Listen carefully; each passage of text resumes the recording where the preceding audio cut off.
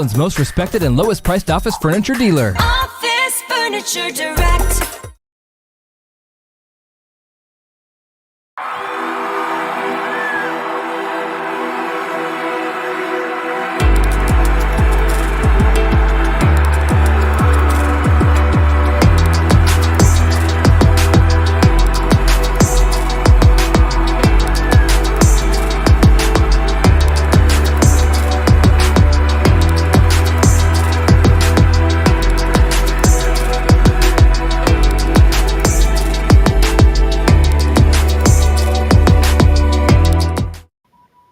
All right, welcome to DTPDX Live. I'm your host, Justin McDonald with Talkcast PDX. And we're live at the Limbo Lounge here at Dante's in downtown Portland. We're in the corner booth hanging out, doing our weekly thing, and we're glad that you could join us. And I do want to thank everybody who's watched the program so far and listened to the program so far. You're definitely making things easier on me. So thank you so much. Yeah. There we go. And thanks for following us on Instagram and Facebook and Twitter. Follow us at Downtown PDX Live or Downtown PDX Live, yes. And then also at Talkcast PDX. And we're always have a guest in the booth. And today we have Ninjas with Syringes. How the hell did you come up with that name? Before I even get started, we have Brian and Matt. Let me stop you there and say Brian's beard looks fantastic. Well, thank you. Yes, It's a gorgeous beard. I've been relishing at it this whole time, looking I think that at should it. answer the question adequately. Next question. So, how did you come up with the name? I came up with it. I'm the founding member. Hi, Internet Land. I'm Matty D, a.k.a.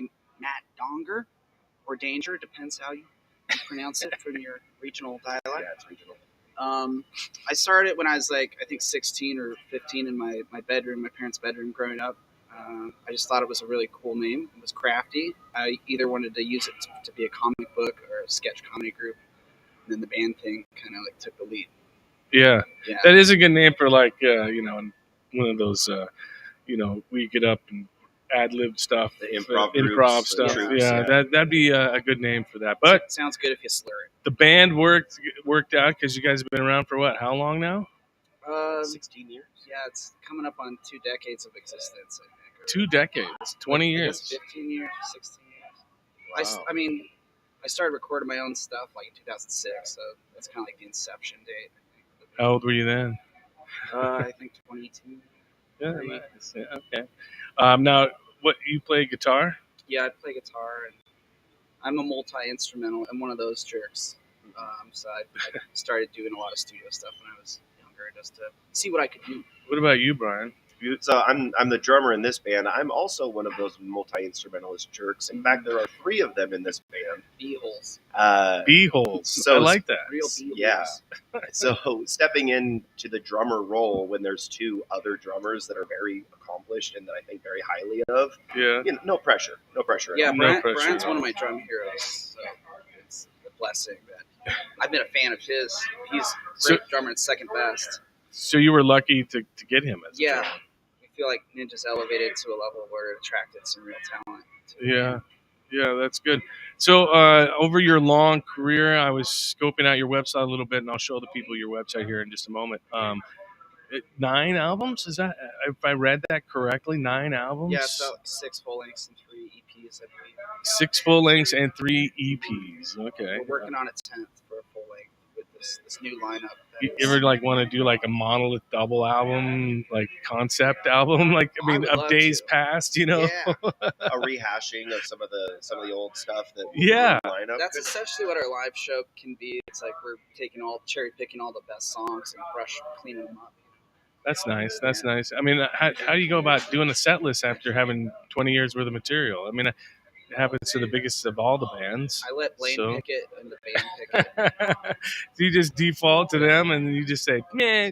Yeah. It actually did kind of work like that. That when we started, it was go through the catalog, pick songs that are interesting, pick songs that you might be able to lean into and do something with, and then we started doing that. So there's stuff from for pretty recent, but then there's stuff going back to the first couple albums. That's just what could Dylan and Brian really lend themselves to. How do you describe your sound? Like if someone said, "Hey, what kind of band are you guys?" I say skate punk because it's adrenaline fueled music, stuff that you can do like downhill sports too. Skate punk? Yeah, skate punk rock. That's cool. We try not to overcomplicate or be overly specific about it. You ever experiment like into like ska stuff and weird stuff like that? There's a ska song. Sometimes punk bands do that. Ska song on the first record called "Shit Dick." That was a lovely number that had like some jazz improvisational kind of breakdown skit scat. I like the name though. Picked it up. On your website is pretty cool. I was taking a look. Ninjas with Syringes. If people want to take a look at it, they just go to ninjaswithsyringes.com. Yeah. And it's got all your stuff going on down there. That's pretty neat. It's a fair, nice looking website. We only represent half the band of the lineup, so. Really? Yeah, Blaine and Dylan really wanted to be here. They had some priors. Oh, well, you're representing well. Now, are they from Portland too? The other members? There's 2 other members, correct? Dylan's actually from Florida. He's a transplant. Florida man. Man. Of that daily. All right. And, all right. Yeah, Blaine's also a local Oregonian. He's from Southern Oregon, kind of. Like he resides in the Dallas. Dallas. Oh, yeah. So down outside Salem, yeah. Okay. I always say that you can never surprise someone from Florida with anything weird, like anything that happens. Yeah, I anywhere. think you just kind of blew my mind actually. That's why Dylan's so weird. Yeah, that describes Dylan to a T. He's wrestled alligators. Yeah, Nothing phases him. He's super positive. Yep. He's eating rattlesnake. He's a golden retriever that eats rattlesnakes. That's awesome. Plus those eyes. With a grain of salt. How many gigs? I asked all the musicians this, but the pandemic, messed up a lot of things. Did you have a lot of gigs you had to cancel and stuff like that? We were really smart about it, I think. So we never had to cancel anything. We started doing like our first kind of shows back at Dante's because Dante's was our favorite rock and roll home of Portland. It's a fun place to watch a show. Yeah, whether we're here or not. But you're in the Star. The fact that we could get in here made us really happy. So we put together a banger with where our friends invited us, to play here, and we said yeah, and then the wheels started turning for us. Don't worry, folks. It's recorded in front of a live studio audience here. Get that calzone going! Ninjas with Syringes from Portland, Oregon here, sitting in the booth with us on DTPDX Live. We've shown their website a couple times. Shows. We got some shows coming up, huh? Yes, there are some shows. How many shows you got? You got like a little mini tour or something booked? Something like that? Yeah, we got some out of town gigs. Yeah. Tell them all about it, Brian. I like to think of it more like satelliting. Step up to the plate, Brian. Tell me all Yes, about hello. My name is Brian Ward. You're listening to the smooth sounds of Ninjas with Syringes. So we're doing some satellite things, right? So we're going up to Washington for like a Bremerton, Seattle run. Oh, and nice. then we're coming back down. We've got shows lined up in Portland, in Eugene, in Fort Dallas. So we're really kind of running the valley as we start to gear up to get ready for touring. Things like that. So yeah, like warm up gigs, kind of. Not so much warm up, but just like put you in that mindset of playing. Right. Yeah. I wouldn't go so far as to call them warm ups because we definitely want them to be performance, right, as opposed to experimentation, things like that. But I guess when I say warm up, I don't mean so much as warming up musically, just more on the pace, probably like a show tonight, show tomorrow, Yeah, not to overplay the local area because we think that's pretty key to our strategy is making them big for it. Yeah, really. Little anticipation, not oversaturating the market. When you think of like skate punk bands, the first thing you think is like business models. So things like saturating the market automatically come into mind when you're thinking about punk rock. Yeah, have you guys gone on tour any place fun like Europe or anything like that? Anything like never those made it kinds to of Europe adventures? Yet, but definitely want to. Yeah, we're on the business side of things. Where I run my own label with all the homies that are on the label, including my bandmates here, and so we try to have a business mindset about where we're going to play and when we play and how we do everything. Like we handle everything when we go into a show, so we're not just left to the callous devices of which way the wind blows. I know how it is when you own your own business and you want to do something else or go somewhere. You pretty much are locked Yeah. in until that you hit that certain pinnacle. The extended Ninjas tours has been mostly up and down the West Coast. We've made it as far as out to Montana and some previous lineups. I was going to ask you, what is the most punk rock place you played besides Dante's? Yeah, besides Dante's. Dante's is pretty punk rock. I love San Diego. It just makes me feel like I'm walking on air. So maybe that's punk rock. It just makes me feel free. The weather in San Diego, the like, people, instantly puts a smile on your face. Yeah, the people, the weather, the food, the tacos, the skateboarding, everything down there is fantastic. California, just there can't beat that Southern California Mexican food down there. It's just there's that. I'm also a big fan of the Tex-Mex. Yeah, fish tacos get better as you get south. Fish tacos. It's just, that's it. That's the one. I would say, and not that Ninjas has gone there, but in my travels, Austin, Texas, actually was pretty cool. It was very reminiscent of Portland in kind of atmosphere. Yeah. Kind of easy for the punk rock scene of Portland to blend in well there.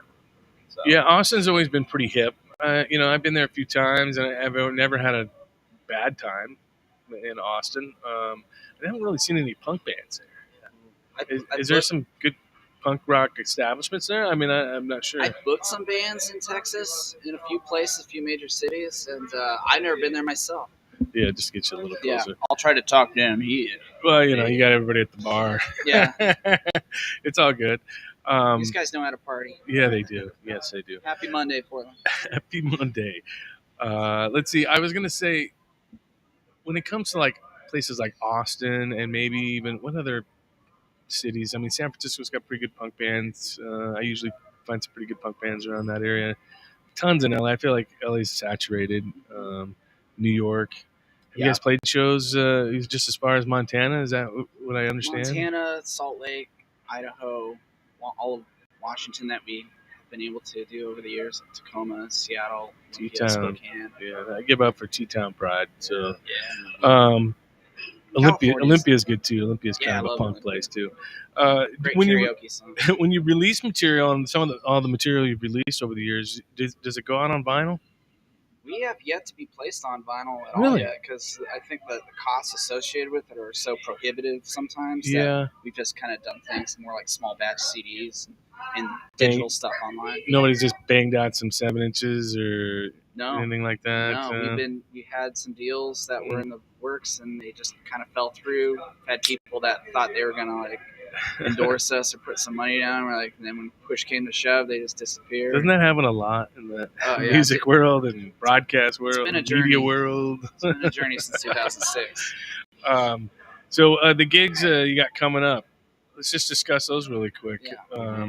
When you go up north to someplace like Bremerton, what kind of prep work do you do? Do you like, let's scope out the venue and kind of know who you're going to hit? Or you just go and be punk as punking can be? We know some people up there, and they recommend the Charleston to us, so we're AKA the Chuck. So we're playing up there, I think, like Sunday, July 10th, part of a 3-day thing. That's the name of the band, the bar? Yeah, Chuck, they call it the Chuck, Chuck. but it's the Charleston. I like that. Blaine and I got like Shitty Ninjas tattoos like back there in like 2011 or 12 on tour. In Bremerton? Yeah, across the street from the venue, and then went to play the show, and they got like all infected and gross. Oh wow! They healed a month later, but I knew the mayor of Gorst. I don't know if you know where Gorst is. It's just before Bremerton. No, it's just a little piece of crap, little place. Do they have a ferry boat ride around there? No, not really. I'm from the Gig Harbor area, so it's not too far from the Kitsap Peninsula, the beautiful Kitsap Peninsula. Yeah. Bremerton's a unique and interesting place. It's a Navy town. Yeah, for sure. So you're gonna play Bremerton, and then where else you go? You're gonna go. We're playing Seattle, I think maybe twice. We're trying to play a skate rink on Friday, July 8th. We're waiting for that to confirm today. That was my next question. What other kind of venues besides bars? Yeah, we played the Kraken a lot up there in Seattle. That's been like our home, pirate home away from home. And we decided to give them a break, maybe for we're like not the first band back after COVID or something. So we're trying to play a skate rink and then maybe Victoria Bar. That's a good idea. Yeah.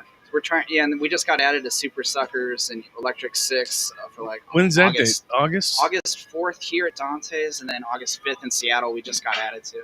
I got some friends that are going to come down for that and harass Eddie Spaghetti, and they all know each other from like way back. Eddie Spaghetti. I think he's the only original guy in the band, though, isn't he? I know Sorry, how he Eddie. I feels. just got to pull it out there. I think it's the Eddie Spaghetti Band. Hey, he beat throat cancer, and that's fucking awesome. Well, yeah, shit. Anytime you beat any Yeah. cancer. I'm a big fan of Superstar. I've been learning their songs on piano and stuff growing up, and now it's like I just remember full going circle. and seeing those guys like in '94 and '95 and just having a great time back in the day. They opened for Stone Temple Pilots. I think I saw them one time. Yeah. I want to say Rock Candy, old school clubs or Off Ramp. One of those old school remember when clubs that Stone- aren't there anymore. STP headline like KUFO's Rock Fest. That was like the first show I went to in 2000. Was that the one where? 2000. Wow. 2001. Yeah, was that the one where he came out wrapped in the American flag and Yeah. it got some backlash? Yeah. There's a lot of conflicting messages at that event. There's a lot Turns of out. great classic shows. Yeah. We could go on all day about Right. those things. Who inspired you? Like Brian, who inspired you to pick up drumsticks or pick up a guitar? You mean other than Matt Danger? Yeah. So Danger. I know Danger. Sorry, regional dialect. So this is probably going to sound super cliche, but I remember watching Metallica's live ship Engine Purge, Mm-hmm. and Lars had a drum solo in the San Diego tapes that were released with that box set. Yeah. And I remember watching that, going like, "Oh, that was cool. I want to do that." Looking back 20 years later, it wasn't the most pristine of drum solos. It wasn't the most technical. It wasn't the most advanced. But the way he could work a crowd from behind the kit was impressive to me. Metallica is the reason I got into rock music. That's cool. It was Justice for All. Injustice for All. I broke that cassette. Kill I 'em mean, all. I must have played that cassette a million times Their most progressive movement, and it really held. It really held the test of A lot time. of people give that album shit, but I just that's love all that sonic album. production Yeah, stuff. man, I love it. Musically, it was a fantastic album. As long as you could put up with 8 minute. I just 10-minute remember songs. when the Black Album came out, I was hugely disappointed Mm. because I was like, God damn it, where is that same energy, same? See, and for me, And there was some good songs on that on the Black Album, but Yeah. I just couldn't. Unforgiven. Yeah, Totally. Unforgiven's It's got a some great bangers song. on it. Sad but true. Yeah. Fuck, that song kicks ass. Yeah, Bob Rock called that Metallica's Cashmere. Yeah, So- it's really my good. brother Jay Nasty, if he's out there listening, Jason Stairs, he got my whole family into like Metallica pretty much growing up. And the Black Album was when he started getting an attitude about it. Which kind of jumped off. Yeah, I'm cutting their hair was really what Oh, yeah. blew me away. I'm not what they would consider like a true, right? Like I'm not a first four diehard fan. Mhm. I really can appreciate everything that they've done. The Yeah. Load and Reload albums. Yeah. It was experimental. Death it was Magnetic was weird. great. I thought. Death Magnetic was great. Hardwired was a fucking banger. Yeah. I mean, there's hardly a skippable song on that new album. But I don't want to take up too It's much a whole real estate. takedown. Let's go into some of the later albums. Right. Yeah. But needless to say, I am a diehard Metallica fan. So Yeah, I was always a pretty big Metallica. I was a bigger Slayer fan than I was Metallica. I think at that time I loved Anthrax too, and I loved I like Public Enemy. And I love all that stuff. I saw I saw Public Enemy New Year's Eve. I want to say '95. And Flavor Flav came out on stage eating a sandwich. Just threw the Yeah. sandwich at the crowd. That's what it's live music needed at the time. Yeah, Like, you we know, eat weird sandwiches stuff. eating too. sandwiches. Yeah. throwing Care about sandwiches. Well, that's good. Interesting influences. How about you, Matt? I'd say, Ninjas is, I think, so diverse at this point in our musical interests that punk rock's just one extension of all those things. Yeah. We all love, clearly love like metal and punk and rock. And I've gotten into like the Japanese art of karaoke lately. I've been going out to places like the Alibi and stuff. They don't Did always you have. karaoke from hell? Well, I haven't done it yet, but I've been to some of the crazy. events. And Yeah. anytime they have a live band going, that's awesome too. Yeah. And they don't always have punk rock songs, so you gotta like do something, of course. So you do all the classics. Mhm. Do you remember when you heard your first like real punk rock song? You're like, holy shit, that is awesome. Bad Religion Generator. It's like one that That's cool. You knocked down the remember door that? for me.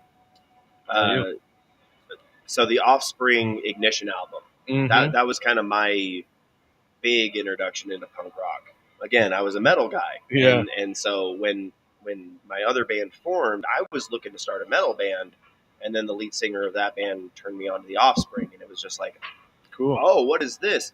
the thing that I loved most about it was Ron Welty, the drummer, didn't subscribe to just being a punk rock drummer. He would incorporate Latin, he would incorporate jazz, all that kind of stuff. So he really kind of showed me that it was permissible to be a punk rock drummer while also utilizing all of the experience and influence that you have. I find a lot of those bands in that era, like Offspring, Rancid, and those bands, they incorporated a lot of different styles and things like that. Americana was like the first record I could buy with my own money at the time. And I was like, this is the good first, for now. I remember the first punk album, real punk album I got, so-called punk album, was Suicidal Tendencies.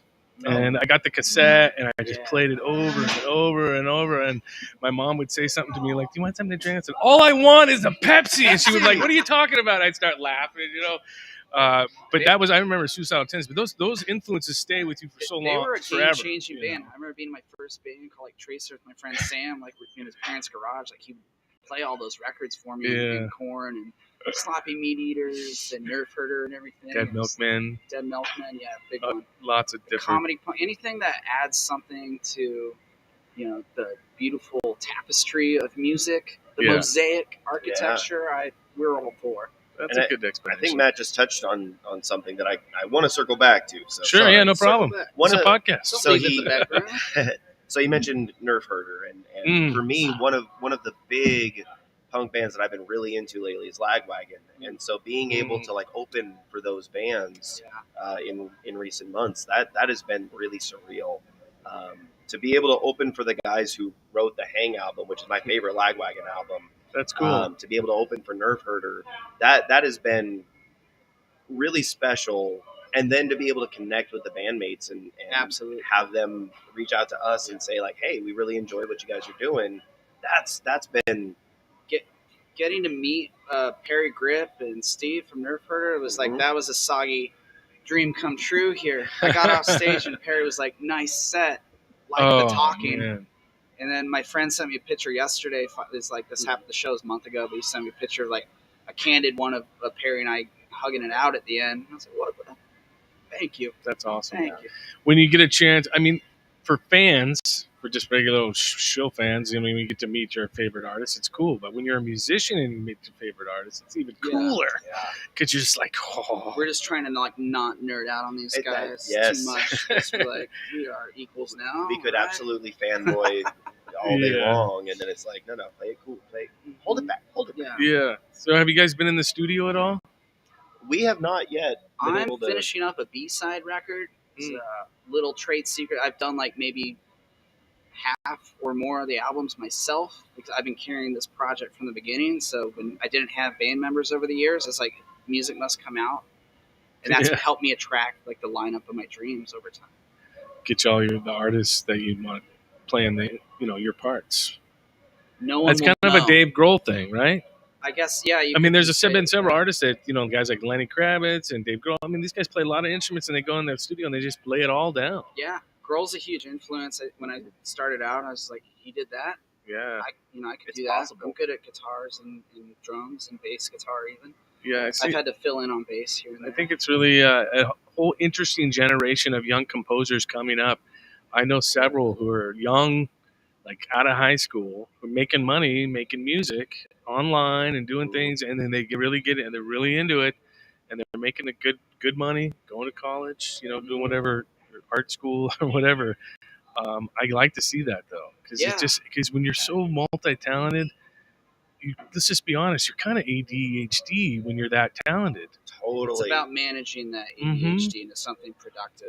That's why I was in radio broadcasting for so long, because when you're on the air, you got to do a million things at the same time, kind of thing. Keeps you occupied. Sure. And then you get to goof off and have fun. It's only a mental illness if it doesn't make money.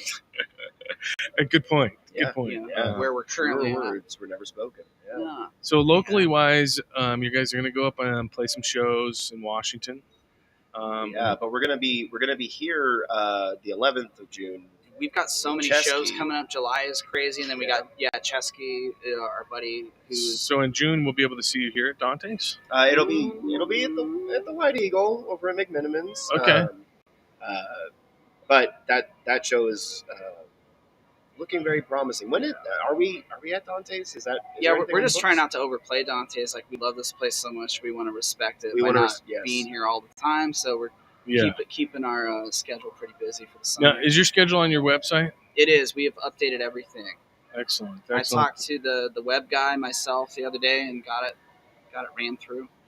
Very good. The Yeah, suits it says upstairs. August Suits 4th upstairs. at No pants. Dante's with Super Suckers and Electric Six. That'll be Yeah. fun. Yeah. You got a show on July 27th at Sessions Music Hall with TSOL. Yeah. Are you shitting me? We just landed that. Yeah. That is one. That's awesome. Come on. I mean, those guys are so well known in the punk world. I love their that's so new cool. album. So, like, they're one of the few bands that's continued to make excellent music from 30 years ago to now. Yeah, Huge honor. I just think that's awesome. If people want to check out your website, it's ninjaswithsyringes.com. Yeah. If they want to follow you on Instagram, you're on Instagram? Yeah, just type in Ninjas with Syringes. and hopefully the rest will come up. By the way, that's SYRINGES. NINJ. Spelling. Yeah, and No Pants Records as well, because No Pants Records, yeah, that's a label. they shop us up. We talk to the suits upstairs. Mhm. We try to get a word in edgewise. They are Very good. ruthless. They are ruthless, sometimes. bloodthirsty corporate entities Money that hungry. we can't really grabbing discuss any further. bastards. We have NDAs. Yeah, We're not supposed to go And any to further. be fair, like, we're half. Brian's got a black belt, which we don't talk enough about because he's humble about it. He doesn't want to talk about it right now, but I'm helping you squeeze the juice out of So, Brian. for clarity, it is a second-degree black belt. Okay. In Yeah, you still worked St. hard. Paul Taekwondo. You So still that worked means you hard have for it. two Yes, I have two two. belts. You still worked your butt off for it, so let's Yes, put it I that did. way. Yes, I did. So I'm going to go over a couple things before we wrap up our interview. Dante's has some things going on coming up this week, and on Thursday they got Iggy Pop. I can never say it right. With Double Play, Drifter, and Boycott. Tickets are $10, and then on Friday is something pretty cool. It's Polar Erotica. So it looks like a lot of strippers on poles and fun activities. Tickets are $20 and up. So you want to get your tickets for that show on Friday. So we practice on Friday. We There usually you get go. after practice. I could do one. Perfect. I could do one drink. If anybody wants to check out what's happening at Dante's, just go to danteslive.com. That's danteslive.com. I'll put up the graphic so you can check that out. But it's danteslive.com. And also check out the Star Theater, too. Lots of things happening at the Star as well. Looks Love like, the star. yeah, the Crystal Method's there on Friday, June 3rd. So Oh, wow. if people want tickets for that, they're going to have to get Hell those fast. They put us on with Legwagon back in November. Yeah. Oh, great. It was fun. Great. But yeah, danteslive.com, and then check out the Star Theater too. I always like to throw startheaterportland.com up there. But before we wrap up, you got these shows coming up. Anything else that you might be planning, like in the works, that nobody maybe divulge a little information about? Oh, you're looking for trade secrets. And Yeah, stuff. something, All right, okay. maybe, We're looking to replace ourselves with hypersexual active robots. We did a pilot program. That's Also where I ninjas. came from. No, we're in the writing phase right now. Okay. We are currently deep in writing new material that really honors the four members as they stand now.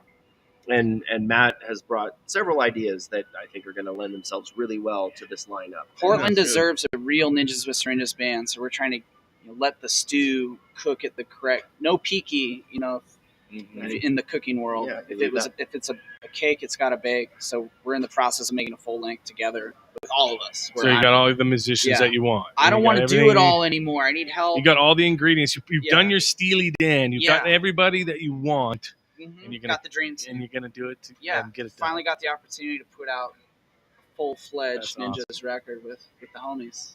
Well, that'll be great. We'll have to look forward to that Yeah. whenever that will be. Yeah, probably 9 months, the time it takes to make a baby. Gestations. Gestation period. Yeah, but All right. before that, I'm going to put out a B-side record, Yeah. Oh, cool. masquerade it like everyone I've- was in on it. I've gotten to listen to a number of those songs. They are fantastic. I'm really happy Yeah. for you that you're We're just getting that. fans of each other, so Yeah. it's great that we get to hang out. That's a good. You have band the support group you need to make music. That's together. good. We all support each other. Ninjas with Syringes. I just love saying the name. Make sure you check out their website, ninjaswithsyringes.com. It's spelled just like it is on the screen. So It's a better name than Ninjas with Oranges. Yeah, that's a tough one. Trying to make that happen. But Brian and Maddie, thanks so much for coming by, and thanks for having a cocktail and hanging out in the corner booth here at Dante's Limbo Lounge. That was a terrible handshake. Let's do that again. There we go. No cords in the way. But we appreciate you guys and the music that you're making. I love musicians. Just keep grinding. I just love that. So, and That's the way. we like the listeners and the watchers as well. We appreciate you so much. Thank you so much for checking us out. It's DTPDX Live. Yeah. Look for us on Twitter and Facebook, and of course on Instagram, and go to talkcastpdx.com too to check out all the past episodes and current episodes. And until next time, you just keep on keeping on, folks. And thank you so much for hanging out with us. We'll see you. Yeah. Thanks for keeping Dante's fire. Yeah, that's absolutely correct, guys. So thanks, guys, again. Thanks. Bon week.